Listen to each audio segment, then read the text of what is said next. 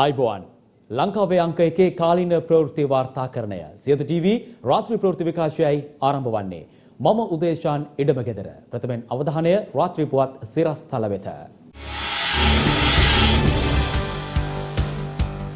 වර්ධනය වෙමින් පවතින COVID-19 වෛරසය පාලනයට සෞඛ්‍ය අමාත්‍යාංශයෙන් දැඩි තීන්දුව తీරන රැසක් දැඩි සත්කාර ඒකකවල ඇඳන් ධාරිතාවය වැඩි කරයි. COVID රෝගීන්ට අවශ්‍ය ඔක්සිජන් කඩිනමින් ලබා දීම.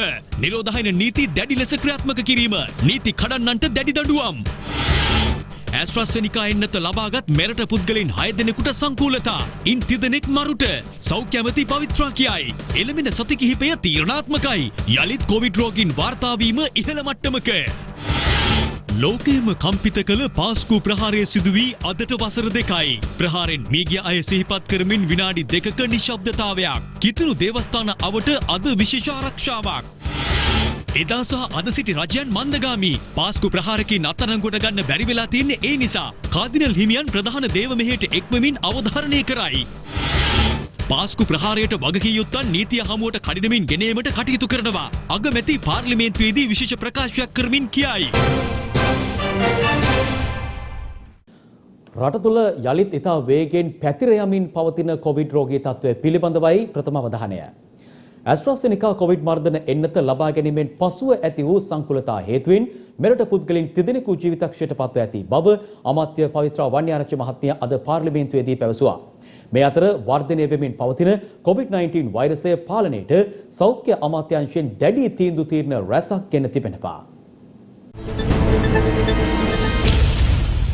පසුගිය දිනවල ජනතාව හැසිරෙනු ආකාරය හේතුවෙන් රට තුළ නැවත වරක් කොරෝනා වෛරසය පැතිර යාමේ අවධානමක් ඇති වී ඇති බැවින් එය පාලනය කිරීම සඳහා ජනාධිපතිවරයාගේ උපදෙස් පරිදි කොවිඩ් මර්ධනය සඳහා ක්‍රියාමාර්ග සහ දැඩි තීන්දුව తీරන ගැනීමට විශේෂ ක්‍රියාකාරී කාර්යසාධන සමාලෝචන කමිටුව අද සෞඛ්‍ය අමාත්‍ය පවිත්‍රා වන්‍යාරච්චි මහත්මියගේ ප්‍රධානත්වයෙන් සෞඛ්‍ය අමාත්‍යාංශ ශ්‍රවණාකාරයේදී රැස් වුණා.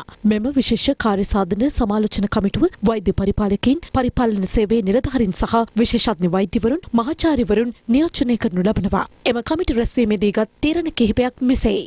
දැඩි සත්කාර ඒකකවල ඇඳන් ධාරිතාවය වැඩි කිරීම, කොවිඩ් රෝගීන්ට අවශ්‍ය හයි ෆ්ලෝ ඔක්සිජන් ලබා දීම, දත්ත රැස් කිරීමේ ක්‍රමවේදය ශක්තිමත් කිරීම සහ වෛද්‍යවරුන්, හෙදියන් ඇතුළු සෞඛ්‍ය කාර්ය මණ්ඩල සඳහා අවශ්‍ය පුද්ගල ආරක්ෂිත ඇඳුම් වැඩිපුර ලබා දීම, කොවිඩ් ආසාදිත බවට තහවුරු වූ රෝගීන්ගේ රෝගී තත්ත්වයන් අනුව වෙන්වෙන් වශයෙන් ඔවුන් සුදුසු රෝහල් වෙත යොමු කිරීමට සැලසුම් කිරීම, ඉදිරියේදී කොවිඩ් රෝගීන්ට ප්‍රතිකාර කිරීම ප්‍රාදේශීය සහ දිස්ත්‍රික්ක මට්ටමින් තව තවත් රෝහල් හඳුනා ගැනීම සහ ඒවට අවශ්‍ය වෛද්‍ය පහසුකම් සැපයීම, කොවිඩ් රෝගීන් සඳහා ප්‍රතිකාර සේවාවන් පවත්වාගෙන යන අතරතුර දෛනිකව අනිකුත් රෝග සඳහාද රෝහල්ගත වන රෝගීන්ට ලබා දෙනු ලබන බාහිර සහ නේවාසික ප්‍රතිකාර සේවාවන් සහ ශල්‍ය කර්ම ශක්තිමත්ව පවත්වාගෙන යාම, PCR පරීක්ෂණ සංඛ්‍යාව අවම වශයෙන් දිනකට 15000ක් දක්වා වැඩි කිරීම, නිරෝධායන නීති සැමට දැඩි ලෙස ක්‍රියාත්මක කිරීම, නිරෝධායන නීති කඩ කරන්නන්ට දැඩි ලෙස නීතිය ක්‍රියාත්මක කර දඬුවම් ලබා දීම, විදේශයන්හි සිට පැමිණෙන අය සඳහා විශේෂිත නිරෝධායන නීති සකස් කිරීම ඇතුළු කරුණු පිළිබඳව මෙහිදී සාකච්ඡාවට ලක් වුණා. මේ අතර ඇස්ට්‍රාසෙනිකා කොවිඩ් මර්ධන එන්නත ලබා දීමෙන් පසු ඇති වූ සංකුලතාවයන් හේතුවෙන් මෙරට පුද්ගලයන් 30 දෙනෙකු ජීවිතක්ෂයට පත් වී ඇති බව සෞඛ්‍ය අමාත්‍ය පවිත්‍රා වන්‍යාරච්චි මහත්මිය අද පාර්ලිමේන්තුව හමුවේ අනාවරණය කළා. ඒ විපක්ෂ නායක සජිත් ප්‍රේමදාස මහතා නැගූ ප්‍රශ්නයකට පිළිතුරු ලබා දෙමින් ඇස්ට්‍රාසෙනිකා එන්නත ලබා දී සති කිහිපයක් ඇතුළත රුධිරය කැටි ගැසීම වාර්තා වූ රෝගීන් ලංකාවෙත් එවැනි අවස්ථා 6ක් වාර්තා වී ඇති අතර ඉන් 3 දෙනෙකු මරණයට පත් වී ඇත. මේ පිළිබඳව ලෝක සෞඛ්‍ය සංවිධානයේ එන්නත් හා අතුරු ආබාධ සම්බන්ධ කමිටුවේ මතය අනුව රුධිරය කැටි ගැසීම හා එන්නත් අතර ඍජු සම්බන්ධතාවයක් හඳුනාගෙන නොමැති අතර මෙවැනි සිදුවීම් වාර්තා වීම මිලියනයකට 4ත් 6ත් අතර බව දල වශයෙන් ඇස්තමේන්තු කර ඇත. ඔහුගේ කාල සීමාවේදී අපිට රෝගීන් ප්‍රමාණය අඩු වුණත් ඒ රෝගීන්ගෙන් දැඩි සත්කාර ඒකකවලට අපි යොමු කරේ වැඩි වශයෙන්ම තරුණ, ඒ කියන්නේ අවුරුදු 30ත් 50ත් අතර වෙච්ච තරුණ අය, සමහරුන්ට ඇත්තටම විශේෂිත වූ මොකක්වත් රෝගයක් තිබිච්ච නැති අය. රෝගීන්ගේ වාර්තා වීමේ යම්කිසි වැඩිවීමේ ප්‍රවණතාවයක් දකින දේ ඉතාමත්ම හොඳ දෙයක් නෙවෙයි. ඒ පිළිබඳ ඉතාමත්ම සැලකිලිමත් විය යුතුයි. මේ තත්ත්වයට යටතේදී ඉදිරියේදී පහුගිය සිංහල සහ දෙමළ අවුරුදු සමයේදී සෞඛ්‍ය ආරක්ෂිතව හැසිරීමේ තිබිච්ච ඌනතාවය නිසා තවත් රෝගීන්ගේ වැඩිවීමක් අපිට බලාපොරොත්තු වෙන්න පුළුවන්. ලැබෙන ඉදිරි සති කිහිපය ඉතාමත්ම තීරණාත්මක වෙන්න පුළුවන්. මහජන සේවා සපයන රාජ්‍ය ආයතන වලින් ජනතාව අපේක්ෂා කරන කාර්ය ඉටු කිරීමට අවශ්‍ය වන මාර්ග සලසා දිය යුතු බව ජනාධිපති ගෝඨාභය රාජපක්ෂ මහතා පවසනවා. ඒ රාජ්‍ය අමාත්‍යවරුන් සමග පැවති සමාලෝචන රැස්වීමට අද එක් වෙමි. පෞගේ දවස්වල ස්වාමින් වහන්සේලා එම මුණ ගැහුණා. ඒ ස්වාමින් වහන්සේලාගෙන් මම අහුවා මේ අපි පොරොන්දු වෙච්ච ඒවා කරලා තියෙනවා. නමුත් ඇයි මේ අපිට විවිධ දෝෂාරෝපණ ගේන්නේ? ආම්දුරු කියපු කතාවක් තමයි මේ ආණ්ඩුව වැඩ කළා තියෙනවා. හැබැයි මේ ආයතනවල ඒ ජනතාවට අවශ්‍ය දේවල් සිද්ධ වෙන්නේ නැහැ කියන කතාව. යම් කිසි දෙයක් කරන්නට ගියාම ඒ ආයතනවල අකාර්යක්ෂමතාවය, දූෂණ මෙන්න මේක තමයි ප්‍රධානතම චෝදනාව. ඒ රාජ්‍ය ආයතනවල වෙනසක් ජනතාව දකින්නේ නැහැ. දූෂණයෙන් ඉවත් කර ගැනීමට හොඳම ක්‍රමය තමයි තාක්ෂණය. තමන්ගේ ආයතන ඉක්මනින්ම ඩිජිටයිස් කළා, කම්පියුටරයිස් කළා, ජනතාවට ඔන්ලයින් හරහා ඒ අවශ්‍යතාවයන් ඉටු කරගන්නට සකස් කළ දෙනවා නම් මේ දූෂණය කියන කොටස අපිට අහක් කරගන්නට පුළුවන්. මුළු මහත් ලෝකයේම කම්පාවට පත් කළ දිනයක් බවට අද දිනය පත් වුණා. මීට වසර දෙකකට පෙර 2019 වසරේදී සිදු වූ ම්ලේච්ඡ පාස්කු ප්‍රහාරයට අදට වසර දෙකක් සපිරෙද්දී මුළු මහත් ලෝකයේම අයද සිටින්නේ, ශ්‍රී ලාංකීය සියලු ජනතාව අයද සිටින්නේ යලිත් මෙවැනි අමානුෂීය ප්‍රහාර කිසි ලෙසකින් හෝ ඇති නොවේවා යන්නයි. 2019 වසරේ අප්‍රේල් මාස 21 වනදා සාමයෙන් සතුටින් එකිනෙකා සහයෝගයෙන් ජීවිකාව කරගෙන යමින් මනුස්සකම රජයන රටක සුපුරුදු දෛනික කටයුතු වල යෙදී සිටියා. කිතුණුවන්ට එදින බොහොම වැදගත් දිනයක්. කිතුණු බැතිමතුන් මහත් භක්තියෙන් යුතුව සමරන පාස්කු ඉරුදින 2019 වසරේ අප්‍රේල් මාස 21 වනදාට යෙදී තිබුණ නිසා දේවස්ථානවලට බාල මහලු වැඩිහිටි කිසිදු බෙහෙදයකින් තොරව කිතුණුවන් පැමිණුනේ දෙවියන් අයදිමින් පිහිටක් ආශිර්වාදයක් බලාපොරොත්තුවෙන්. ඔරලෝසුවේ වේලාව 8:45 ලෙස සටහන් වෙද්දී ලස්සන ජීවිතයක් අයදිමින් දෙවියන් උදෙසා ආශිර්වාද පවත්වමින් සතුටින් ජීවත්වීමේ අහිංසක වූ ප්‍රාර්ථනාව අයදමින් සිටි අහිංසකයින් අතරට සිත්පිත් නැති මරාගෙන මැරෙන ම්ලේච්ඡයින් පැමිණෙනු ඇතැයි කිසිවෙකුත් එදා සිතුවේ නැහැ.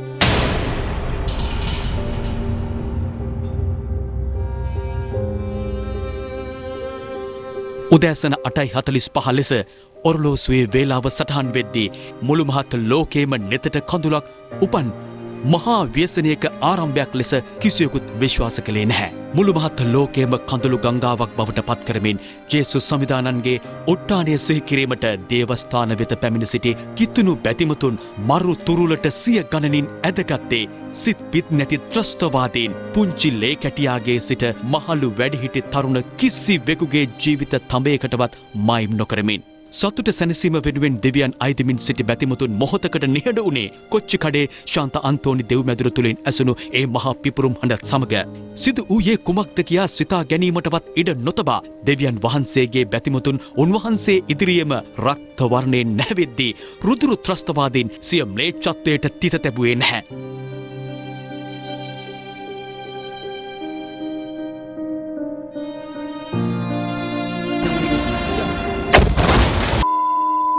කොච්චිකඩේ දේවස්ථානය තුළ විලාප හඬට නොනැවතුණු රුදුරු මරුවන් කටුවාපිටියේ ශාන්ත සෙබස්තියන් දෙව්මැදුරට සහ මඩකලපුව සියෝන් දෙව්මැදුරට පැමිණ බැතිමතුන්ගේ ජීවිත මහා යක්ෂයින්සේ බිලිගත්තා.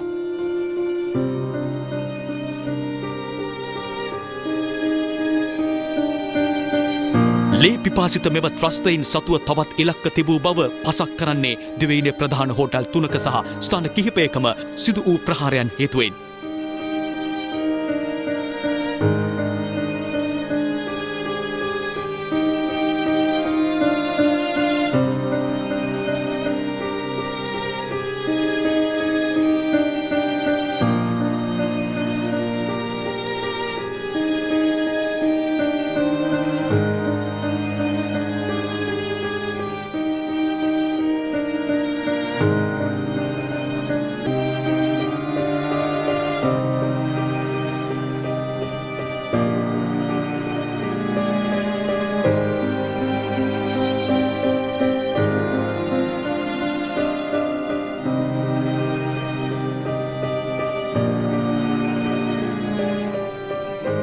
මියගිය සහෘදයින්ගේ දෙමාපියන්ගේ දූදරුවන්ගේ නෑදෑ හිතමිතුරන්ගේ ඒ දරාගත නොහැකි වූ දුක් අඳෝනාවට අදට දෙවසරක් සපිරෙද්දී අමිහිරි මතකයේ සමගින් අදත් කිතුනුවන් දේවස්ථාන අභියසට පැමිණියා.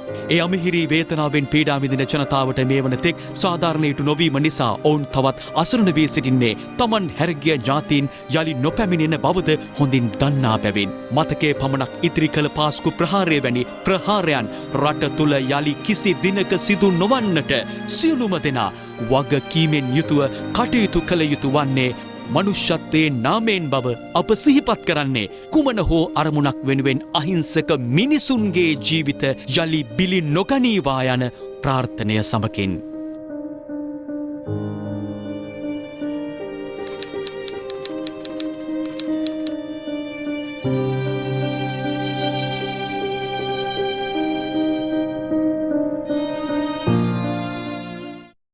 පාස්කු ප්‍රහාරයට දෙවසරක් සපිරීම නිමිත්තෙන් පැවති ප්‍රධාන දේව මෙහෙය සහ සැමරුම් උත්සවය අද පෙරවරුවේ කොච්චිකඩේ ශාන්ත අන්තෝනි දේවස්ථානයේදී පැවැත්වුණා.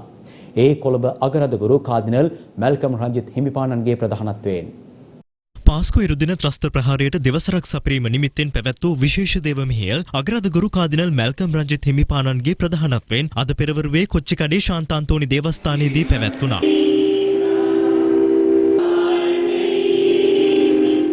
උදෑසන 8:45ට විනාඩි 2ක නිහඬතාවයක් රකිමින් ප්‍රහාරයෙන් මියගිය සහ තුවාල ලැබූ වින්දිතයින් සිහිපත් කිරීමද මෙහිදී සිදු කෙරුණා.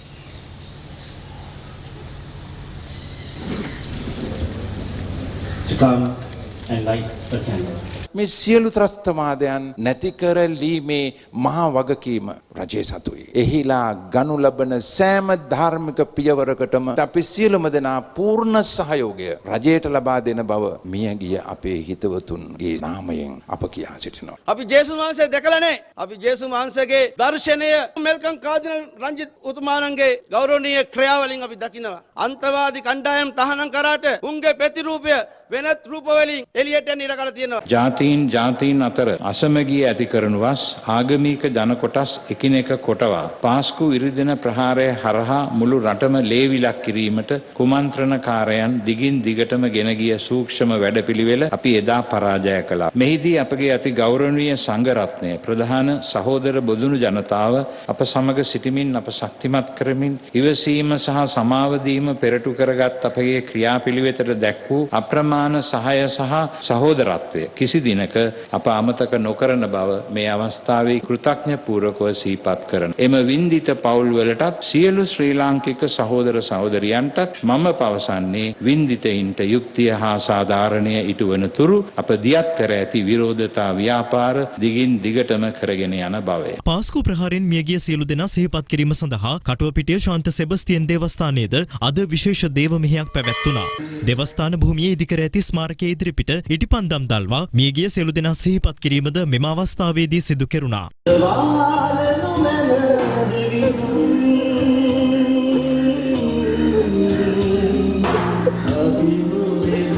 අග්‍රාමාත්‍ය මහින්ද රාජපක්ෂ මහතාද ප්‍රහාරයෙන් මියගිය සහ තුවාල ලැබූ සියලු දෙනා සිහිපත් කර විනාඩි 2ක නිශ්ශබ්දතාවයක නිරත වූ අතර ඔවුන් ස්මරණය සඳහා පහන් දැල්වීමද සිදු කරනු ලැබුවා. විපක්ෂ නායක සජිත් ප්‍රේමදාස මහතා ඇතුළු සමගි ජනබලවේගයේ මන්ත්‍රීවරුන් පිරිසක්ද අද පෙරවරුවේ විනාඩි 2ක නිශ්ශබ්දතාවයක් රකිමින් ප්‍රහාරයෙන් ජීවිතක්ෂයට පත් වූවන් සහ තුවාල ලැබුවන් සිහිපත් කළා. පාස්කු ප්‍රහාරයේ දෙවර්ෂ පූර්ණයේ වෙනුවෙන් දිවයින පුරා විශේෂ දේව මෙහෙයන් සහ වැඩසටහන් සංවිධානය කර තිබුණේ මේ අයුරින්. උදෑසන 8:45.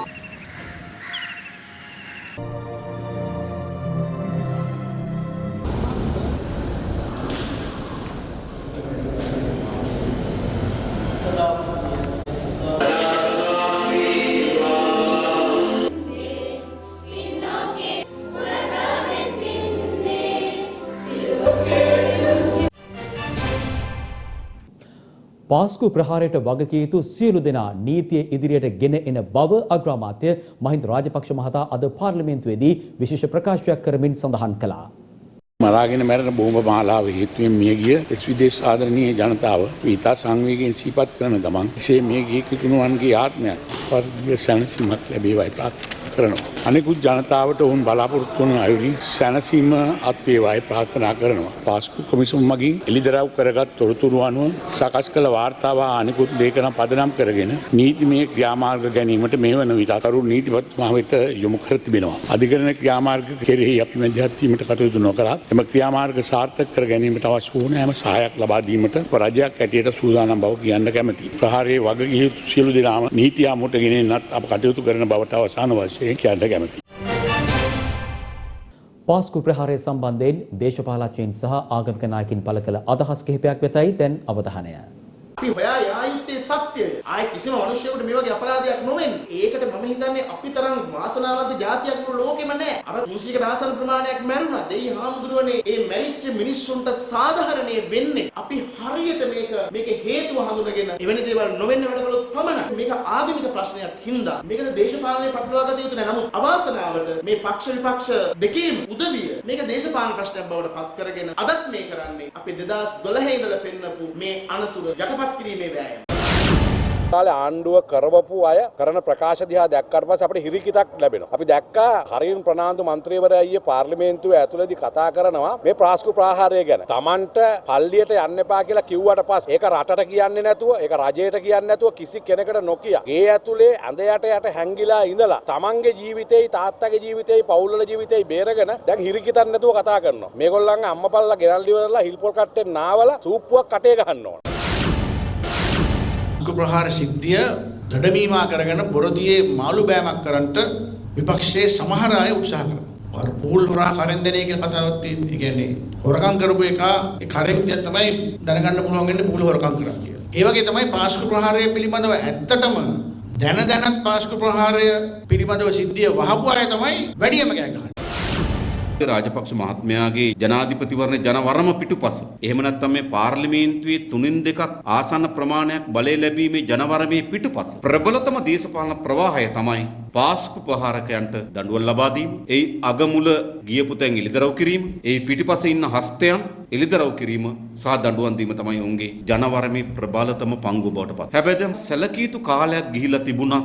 එදා පාස්කු ප්‍රහාරය සිදු වූාට පසුව ජනතාව බලාපොරොත්තු වූ දේ මහමැතිවරණයේදී ජනාධිපතිවරණයේදී ජනතාවට පොරොන්දු වූ දේ ඒ වගේම වින්දිතයන්ට යුක්තිය පිළිබඳව ඉටුවීම පිළිබඳ ප්‍රශ්නය තාමත් මුළුමනින්ම निराකරණය කරලා අවසන් කරන්න මේ පාලන අධිකාරිය අසමත් වී තිබෙනවා. කොළඹ වරායනගර ආර්ථික කොමිෂන් සභා පනත් කෙටුම්පත අභියෝගයට ලක් කරමින් ගොනු කර තිබෙන පෙත්සම් පිළිබඳ වැඩිදුර විභාගය හෙට දිනය දක්වා කල් තැබීමට පංචපුද්ගල ශ්‍රේෂ්ඨ අධිකරණ විනිසුරු මඩුල්ල අද තීරණය කළා. ජනාධිපති ලේකම් ආචාර්ය පී.බී. ජයසුන්දර මහතා වෙනුවෙන් පෙනී සිටි ජනාධිපති නීතිඥ රොමේෂ් ද සිල්වා මහතා ප්‍රථමයෙන් කරුණු ඉදිරිපත් කරමින් සඳහන් කළේ ජනතාවගේ විධායක බලය ජනතාව විසින් තෝරාපත් කරගනු ලබන ජනාධිපතිවරයා හරහා ක්‍රියාත්මක වන බව ආණ්ඩුක්‍රම ව්‍යවස්ථාව මගින් සඳහන් කර ඇති බවයි. ඒ අනුව යෝජිත කොමිසම ස්ථාපිත කෙරෙන්නේ මහජනතාව විසින් ජනාධිපතිවරයා වෙත ප්‍රදානය කරන ලද විධායක බලය මගින් වන අතර ඊට සමාජිකින් පත් කිරීම ජනාධිපතිවරයා විසින් සිදු කරන බවත් ජනාධිපති නීතිඥවරයා ප්‍රකාශ කළා. එසේ නම් මෙම ක්‍රියාවලියේ පවතින වරද කුමක්දැයි ප්‍රශ්න කළ ජනාධිපති නීතිඥ රොමේෂ් ද සිල්වා මහතා වරායනගර කලාපයේ කටයුතු වලට අවසන් වශයෙන් ජනාධිපතිවරයා වගකීමට බැඳී සිටින බවත් පෙන්වා දුන්නා. ජනාධිපතිවරයා පත් කරනු ලබන අදාළ කොමිසමේ සමාජිකින් සම්බන්ධයෙන් යම් අයෙකු අතෘප්තියට පත්වන්නේ නම් ඊට එරෙහිව නීතිමය පියවර අනුගමනය කිරීමටද හැකියාව පවතින බවයි ජනාධිපති නීතිඥවරයා අද දින අධිකරණය වෙත දැනුම් දුන්නේ. එහිදී වැඩිදුරටත් කරුණු දැක්වූ ජනාධිපති නීතිඥ රොමේෂ් ද සිල්වා මහතා ප්‍රකාශ කළේ කොළඹ වරායනගර කලාපය බස්නාහිර පළාතේ කොළඹ පරිපාලන දිස්ත්‍රික්කයට අයත් බවට පාර්ලිමේන්තුව මගින් දැනටමත් යෝජනාවක් සම්මත කර ඇති බවයි. කොළඹ වරායනගර භූමිය රාජ්‍ය ඉඩමක් යයි සඳහන් කළ ජනාධිපති නීතිඥවරයා එම ඉඩම යෝජිත කොමිසම වෙත පවරා දීමට ජනාධිපතිවරයාට නීතිමය බාධාවක් නොමැති බවද පෙන්වා දුන්නා. අවසාන වශයෙන් ජනාධිපති නීතිඥ රොමේෂ් ද සිල්වා මහතා ප්‍රකාශ කළේ මෙම පනත් කෙටුම්පතේ අන්තර්ගත කිසිදු විධිවිධානයක් මගින් ආණ්ඩුක්‍රම ව්‍යවස්ථාව උල්ලංඝනය නොවන අතර පනත් කෙටුම්පත පාර්ලිමේන්තුවේ සාමාන්‍ය බහුතර ඡන්දයකින් සම්මත කළ හැකි බවයි. අනතුරුව අමාත්‍ය මහාචාර්ය ජුවෙල් පීරිස් මහතා වෙනුවෙන් පෙනී සිටි ජනාධිපති නීතිඥ ගාමිණී මාරපන මහතා අධිකරණය හමුවේ කරුණු දක්වමින් කියා සිටියේ මෙම පනත් කෙටුම්පත හරහා ජනාධිපතිවරයාට අත්නෝමතික ආකාරයෙන් කටයුතු කිරීමට හැකියාවක් නොමැති අතර ජනාධිපතිවරයා පාර්ලිමේන්තුවට වග කියනු ලබන පුද්ගලික බව අමතක නොකළ යුතු බවයි. එමෙන්ම මෙම පනත් කෙටුම්පත සම්මත වුවහොත් කොළඹ වරායනගර කලාපය තුළ රේගු අනපනත් ක්‍රියාත්මක නොවනු ඇති බවට පෙත්සම්කරුවන් ප්‍රකාශ කර තිබූ අතර මෙය හාස්‍යජනක ප්‍රකාශයක් යයි පැවසූ ජනාධිපති නීතිඥ මාරපන මහතා අධිකරණය හමුවේ ප්‍රශ්නයක් ඉදිරිපත් කරමින් සඳහන් කළේ රේගුව මග හැර කිසිදු පුද්ගලයෙකුට වරාය නගරය තුළට පිවිසිය හැකිද යන්නයි. ඒ අනුව ජනාධිපති නීතිඥ ගාමිණී මාරපන මහතා අද ප්‍රකාශ කළේ මෙම පනත් කෙටුම්පතේ අන්තර්ගත වගන්ති වලින් ආණ්ඩු ක්‍රම ව්‍යවස්ථාව උල්ලංඝනය නොවන බවයි. ඉන් අනතුරුව මුදල් අමාත්‍යාංශයේ ලේකම් එස්.ආර්. ආටිගල සහ අමාත්‍ය මණ්ඩල ලේකම් ඩොනල්ඩ් ප්‍රනාන්දු යන මහත්වරුන් වෙනුවෙන් පෙනී සිටි ජනාධිපති නීතිඥ සංජීව ජයවර්ධන මහතා මෙම පනත් කෙටුම්පත ඉදිරිපත් කිරීමට පෙර පළාත් සභාව වෙත යොමු කළ යුතුව තිබූ බව පෙත්සම්කරුවන් විසින් සඳහන් කර තිබූ බව අද අධිකරණයේදී සිහිපත් කළා. එහෙත් වර්තමානයේ මෙරට පළාත් සභා සියල්ල ක්‍රියාත්මක තත්වයක නොමැති හේයින් එවැනි අවශ්‍යතාවයක් මතු නොවන බවයි ජනාධිපති නීතිඥ ජයවර්ධන මහතා ප්‍රකාශ කළේ. මෙම කලාපය තුළට පිවිසෙන්නන්ට වීසා බලපත්‍ර නිකුත් කිරීමේ අනන්‍ය බලය ආගමන සහ විගමන දෙපාර්තමේන්තුව වෙත පමණක් හිමිවන බව සඳහන් කළ ජනාධිපති නීතිඥවරයා එම බලය කිසිසේත්ම යෝජිත කොමිසමට හිමි නොවන බව ප්‍රකාශ කළා. ඉන් අනතුරුව අතරමැදි පෙත්සම් පිළිබඳ වැඩිදුර කරුණු දැක්වීම හෙට දින පෙරවරු 9:30 දක්වා කල් තැබීමට විනිසුරු මඩුල්ල තීරණය කරා. හම්බන්තොට වරාය වෙත පැමිණි චීන නෞකාවක විකිරණශීලී ද්‍රව්‍ය ඇති බවට හෙළිවීම හේතුවෙන් එම නෞකාව වහාම වරායෙන් පිටතට රැගෙන යන ලෙසට දැනුම් දුන් බව පරමාණුක බලශක්ති නියාමන සභාව පවසනවා. නෙදර්ලන්තයේ සිට චීනය බලා යාත්‍රා කරමින් තිබූ මෙම විකිරණශීලී ද්‍රව්‍ය රැගත් නෞකාව හම්බන්තොට වරායට ආසන්න ප්‍රදේශයකදී කාර්මික දෝෂයකට ලක්ව තිබෙනවා. පසුව අදාළ නැව අයත් සමාගම සිදු කළ ඉල්ලීමක් මත හම්බන්තොට වරායේ ප්‍රධානියා විසින් අදාළ නෞකාව වරායට ඇතුළු කිරීම සඳහා අවසර ලබා දී ඇති අතර පසුව නැව සම්බන්ධයෙන් සිදු කළ පරීක්ෂණයකදී නැවෙහි විකිරණශීලී ද්‍රව්‍ය අඩංගු බවට තහවුරු වී ඇති බව හම්බන්තොට වරාය ප්‍රධානියා විසින් පරමාණුක බලශක්ති නියාමන සභාවට ප්‍රකාශ කර තිබෙනවා. මේ අතර සූර්ය බල සුළං සහ ජලවිදුලි ජනන ව්‍යාපෘති සංවර්ධන රාජ්‍ය අමාත්‍යාංශය අද දින නිවේදනයක් නිකුත් කරමින් සඳහන් කළේ හම්බන්තොට වරායට පැමිණි විකිරණශීලී අඩංගු ද්‍රව්‍ය නෞකාව වහාම වරායින් පිටතට රැගෙන යන ලෙසට නෞකාවේ අදාළ දේශීය නියෝජිතවරයා වෙත දැනුම් දී ඇති බවයි. මේ අතර අදාළ නැව අයත් සමාගමේ මෙරට නියෝජිතයාට එරෙහිවද ඉදිරියේදී නීතිමය පියවර ගැනීමට නියමිතයි. මේ අතර මේ සම්බන්ධයෙන් අද විපක්ෂ නායක සජිත් ප්‍රේමදාස මහතා පාර්ලිමේන්තුවේද අදහස් පළ කළා. හම්බන්තොට වරායට ඇතුල් වෙලා තිබෙනවා විදේශීය නැවක් පරමාණු ද්‍රව්‍ය සමග. මේක සොයාගෙන තිබෙන්නේ ශ්‍රී ලංකා පරමාණු බලශක්ති අධිකාරිය. හැබැයි නාවික හමුදාවටවත් මේ නැව පරීක්ෂණයට ලක් කරන්න, අධීක්ෂණය කරන්නට ඇතුල් වන්නට ඉඩ ලබා දීලා නැහැ. පරමාණු ද්‍රව්‍ය අපේ රටේ වරායකට ඇතුල් වෙනවයි කියන්නේ ඒක බරපතල ප්‍රශ්නයක්, බරපතල ගැටලුවක්. එම පුවතත් සමගින් අප ඔබෙන් සමගන්වා රාත්‍රී ප්‍රවෘත්ති විකාශයෙන්. අප යළිත් හමුවන්නේ හෙට උදෑසන 6ට අපගේ උදෑසන ප්‍රවෘත්ති සමගින්. ඔබට සුවදායි රාත්‍රියක්. දිනපතා අලුත් වීඩියෝ සහ ප්‍රවෘත්ති නැරඹීමට ඉහත බටන් එක ක්ලික් කර සියත TV සබ්ස්ක්‍රයිබ් කරන්න.